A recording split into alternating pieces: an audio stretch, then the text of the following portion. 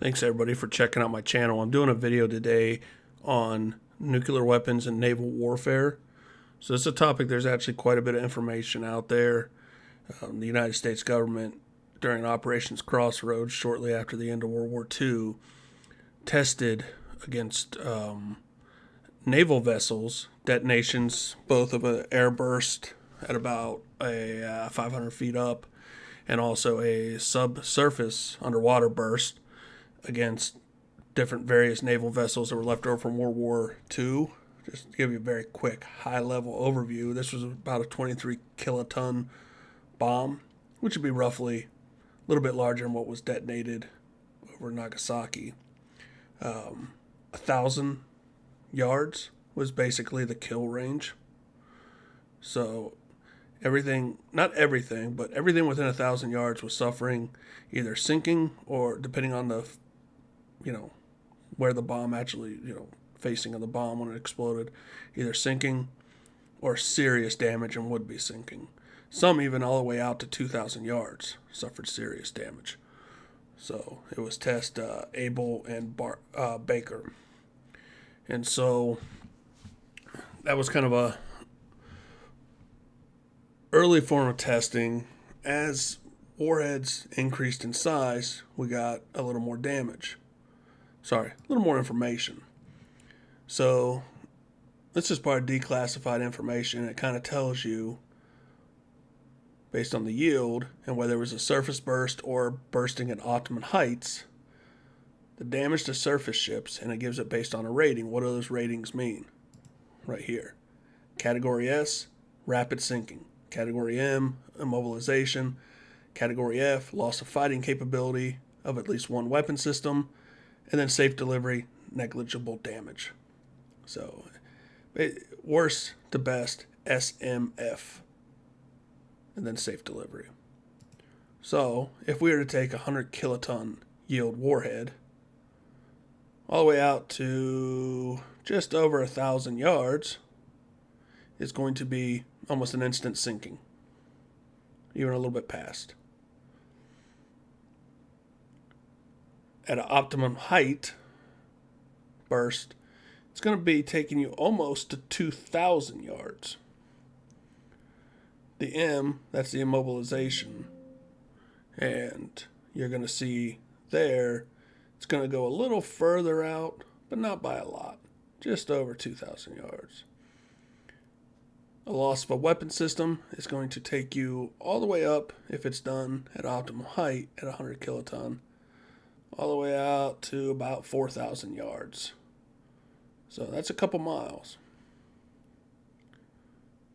And then safe at an optimal height, 100 kiloton, safely about 6,000 yards, maybe 7,000. Kind of hard to see with the graph. If it was done with a surface or water burst, it would be just over 3,000 yards. That's 100 kilotons. As you go up, the distance is going to be greater. So at 1,000 kiloton or 1 megaton yield weapon, you're going to need to be roughly 15,000 yards away if it's a burst at optimum height.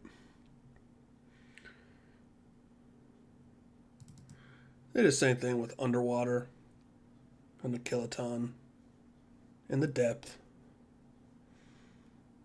So if it's, and again, it's a little harder to read, but it does appear that air burst is going to be slightly more damaging than a underwater burst. So we're going to switch over to command modern operations to actually test out some weapon systems and a modern simulator. So thank you. All right, now that we've talked a little bit about some of the U.S. testing, I'm going to use the Command Modern Operations program to simulate, on my end, how nuclear weapons could affect naval warfare.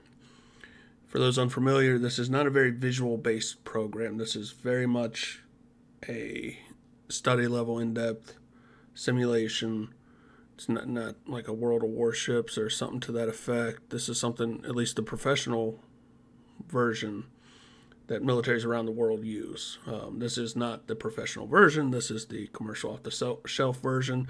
It is available on Steam, Matrix Games, numerous locations, but this can do a phenomenal job of testing weapon system. What's the difference between the commercial and the pro version? Truth is just more access to intelligence files and stuff, and more ability for the those local militaries to adjust as needed. Let's go ahead. I'm going to switch. So what I have here is deployed is the U.S. Carrier Strike Group. So we got a carrier, we got 3 destroyers, and a cruiser. These are not armed. I removed all ballistic missile defenses off of all these ships because I really wanted to test the nuclear side. So rather than just overwhelm the systems with multiple missiles, just took it off there so we could get a better idea. Let me switch sides. And I realized I just ran this through and I had to re-record this because even though this one's supposed to be armed with the nuclear warheads, it's actually armed. Oh, that one is armed with the... Should be. Let me double check and make sure. Yes, it's got the nuclear warhead side. I don't know what happened last time, but oh well. So I'm going to go ahead and I'm going to make an attack. Do a bearing-only launch, which means we're not targeting a specific unit. Because perhaps these are in movement and flight. I mean, the benefit of a nuclear weapon is it doesn't have to get as close as conventional. Let's just say we're going to try to come close. And we're going to allocate 1 missile. Let's go and change this to 5 times speed. Let's launch. So these ships do have jamming capabilities. They will attempt to jam it. This missile will also attempt to actually lock onto a target once it's launched. It's just a characteristic of the missile itself. So it's attempting to retarget an actual target, identified target. It is jammed, but it still was able to detonate close enough. And that ship was destroyed. Having said that, these other vessels, and let's go ahead and switch sides. Well, I can kind of show you here. These were approximately 10 nautical miles away. So like this one is on the rear. This is about 10 nautical miles, 9.76. This one's just off the flank at almost 3 nautical miles. This one is about 5 nautical miles off. So 10 nautical miles with a 200 kiloton warhead was not close enough to destroy it. We're going to change this one. And then for simplicity's sake, I'm just going to actually just target... Let's target the carrier. Let's go back to our nuclear warhead. We're going to allocate 1 salvo. And let's see if this is going to be close enough to destroy these other 2.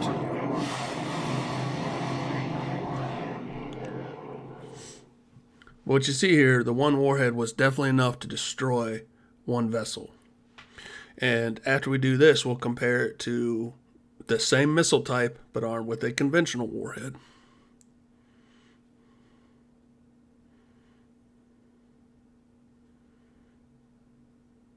Jammed.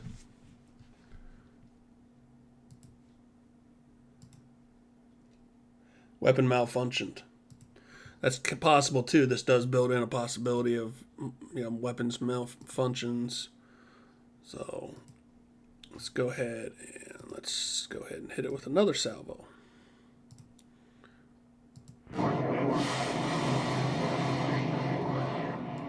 Let's speed this up 15 times speed just to keep this video from getting too long. Let's see here. Weapon malfunction.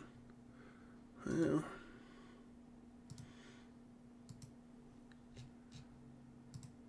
Let's go ahead and go 2.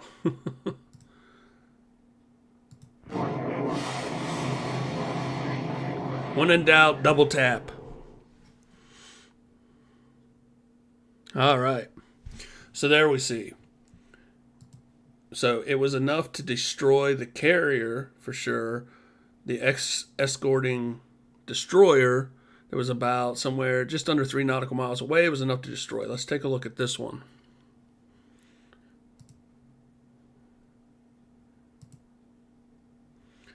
Let me switch sides so we get a better idea. Switch to the U.S. side.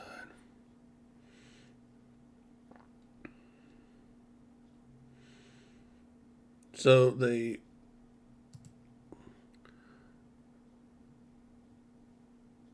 cruiser is still floating.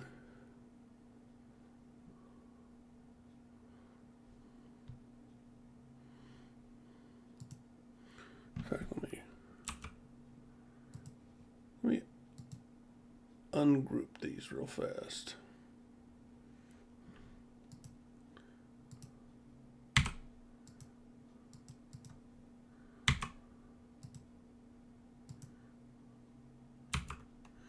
And it won't let me do it.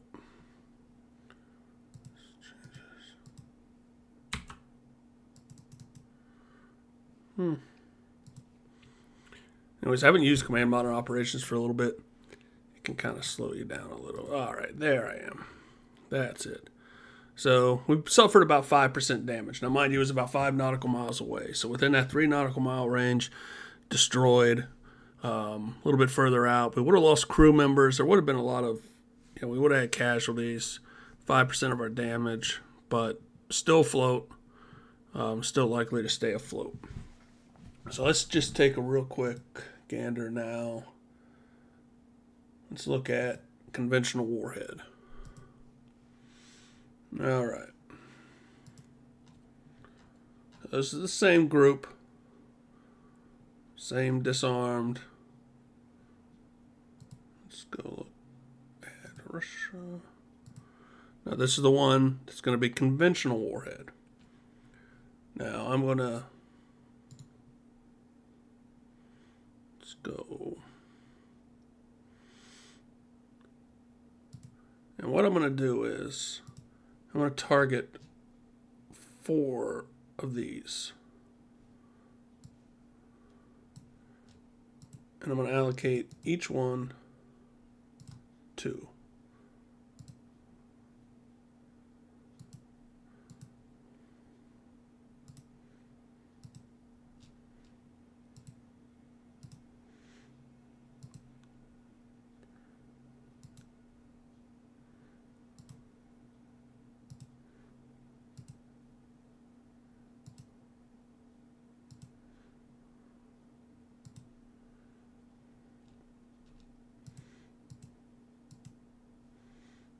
I think I didn't actually, no, I need to.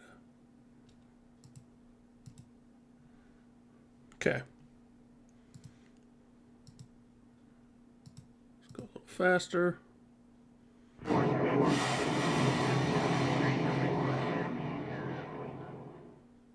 Guns being jammed.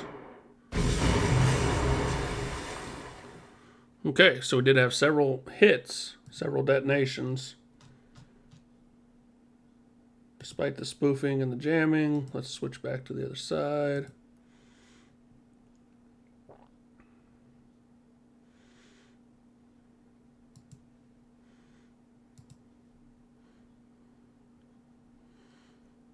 Take a look at our carrier first.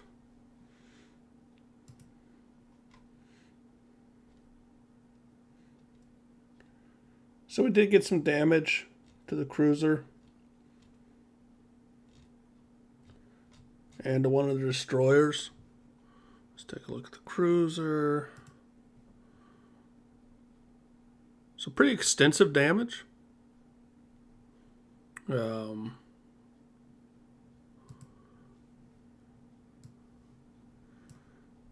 Looks like it may hit some of the magazines. Destroyed several of the systems.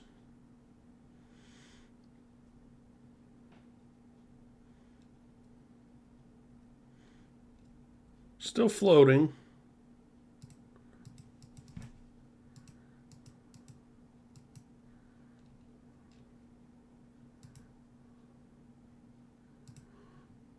Does have a fire. All right, let's look at this one's good. This one's good. So this one's got a fire, 94% damage.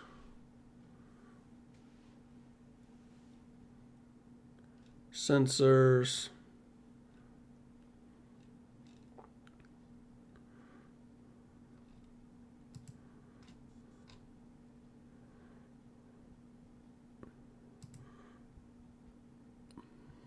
So not good, but still kind of standing at the present time. So you see a big difference. The nuclear tipped warheads pretty much guarantee, unless they're neutralized, you're getting a kill. And depending on the proximity to the other ships, you're getting a kill. So within probably 3 to 4, with a 200 kiloton warhead, you're probably going to get a kill. Looks like maybe 5 to 6 nautical miles out, you're probably going to be all right. In this simulation, of course. Let's caveat that. We'll do one final one. And this is going to be nuclear, but this is going to be with a single destroyer that is a ballistic missile defense destroyer. This one's armed with the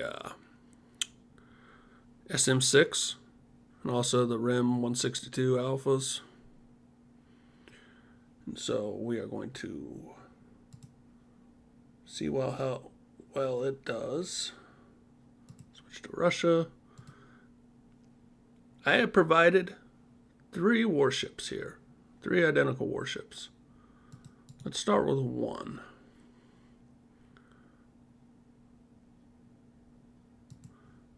Just gonna do it fairly close, but not quite there. So we're gonna allocate all of one of the ships. Let's go.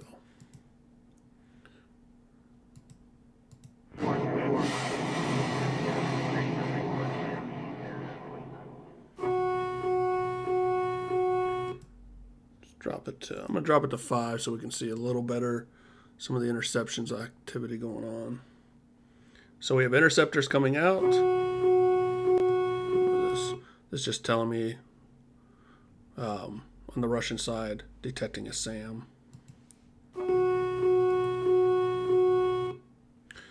All 8 were intercepted.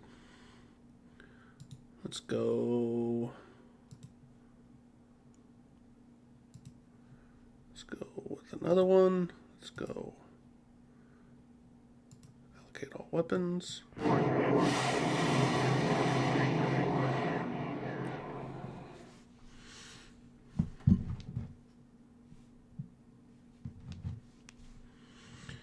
If you're not following right now my video series on our move, you should check that out. We are moving, and I'm doing a vlog on it. In fact, my new house is getting inspected right now. All right. Oh,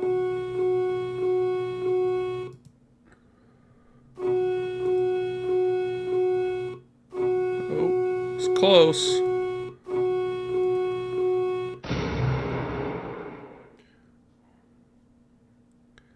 It's one of the guided weapons.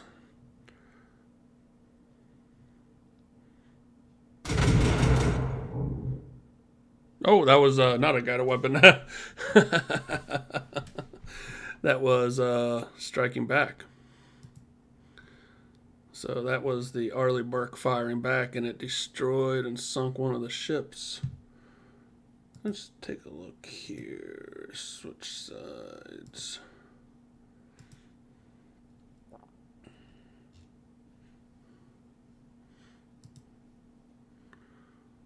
So we're sinking right now ourselves.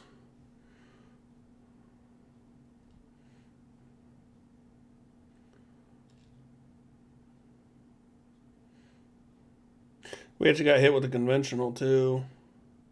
Armor penetrated. If that had been nuke, we would have been just vaporized, but looks like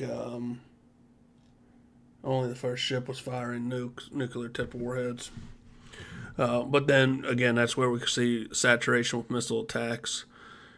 Conventional or not, it can be very deadly. So these were able to lock. This was able, even though it was a bearing only launch, it was able to lock on, find the target in flight, and eventually was enough to penetrate through defenses. Although, on let's say the plus side, we took one of them with us. So it should give you an idea of how nuclear weapons can affect naval warfare. Again, this isn't the most visually impressive thing, but it at least gives you a thing that it's kind of like any area of effect weapon. So the greater the range of the destruction, the less accurate you have to be. And the more likely you're going to get a kill. One hit, one kill. We've seen here where it's not necessarily a one hit, one kill. It can. This one took multiple times, but it is sinking. But the other ones weren't actively sinking. Now, just because they weren't actively sinking, they were no longer in the fight. So I don't want to say that conventional warheads aren't very devastating. They are, but it doesn't necessarily mean that they're going to sink, but they could be completely out of the fight. It could sink maybe a day from now or something, but this one was definitely sinking. But with the nuclear ones, if it came within a certain range, just vaporized, just gone. So we do not, and this doesn't get into nuclear depth charges, stuff like that. We can start to go into more depth in future videos, but I wanted to give you an idea of how this could impact naval warfare, especially as we see growing conflict with both Russia and China, and those are both nuclear armed countries. And of course, China has what they call carrier killer, missiles that are designed to target carrier naval warfare vessels, and they can be fitted with nuclear tipped warheads. And China has been pretty vocal about no first use and has made more noise even recently that nuclear weapons cannot be used under any circumstances. And if you take that at face value, that means that we wouldn't end up in a situation like that. Now, having said that, warfare can change things. So, you can say you're never going to use them first use, but then if you do, well, at that point, you're not going to jail. You might get vaporized, retaliation strikes, but they seem pretty sincere in their statements, though. So just give them that.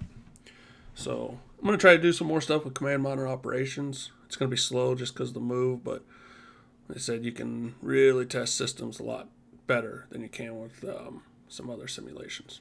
So thanks. Have a great day.